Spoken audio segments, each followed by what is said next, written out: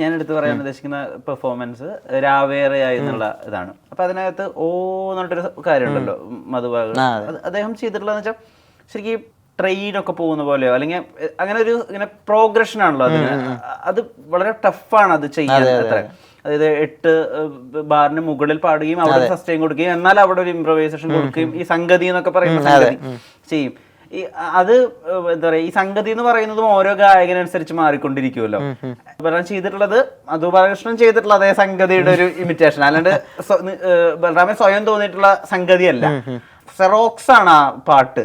അങ്ങനത്തെ ഒരു ഏരിയ ചെയ്യുമ്പോഴൊക്കെ അത് നാച്ചുറലി വരും. അത് അതിന് എന്തെങ്കിലും പ്രാക്ടീസ് ഉണ്ടോ? ഇല്ലില്ല, അങ്ങനെ പ്രാക്ടീസ് ഒന്നും ചെയ്യാറില്ല. ഇപ്പോൾ ഈ സെറോക്സ് എന്ന് പറഞ്ഞുകൊണ്ടാണ് ഇപ്പോൾ ഒരു പാട്ട് എങ്ങനെയാണോ ഒരു മ്യൂസിക് ഡയറക്ടർ ഉണ്ടാക്കി വെച്ച ഒരാൾ പാടി വെച്ചിട്ടുള്ളത്, ഒരു സിംഗർ പാടി വെച്ചിട്ടുള്ളത്, അത് അതുപോലെ തന്നെ ഇംപ്രൊവൈസേഷൻ ഒന്നും ഇല്ലാതെ അതുപോലെ തന്നെ പാടുക എന്ന് പറഞ്ഞാൽ തന്നെ ഒരു കഷ്ടം പരിപാടിയാണ്. അതെ, അത് അത്രയും കഷ്ടമായിട്ടുള്ള വേറൊരു പരിപാടി ഇല്ല. ഇപ്പോൾ ഇംപ്രൊവൈസേഷൻ ആർക്കായാലും നമുക്ക് ചെയ്യാം.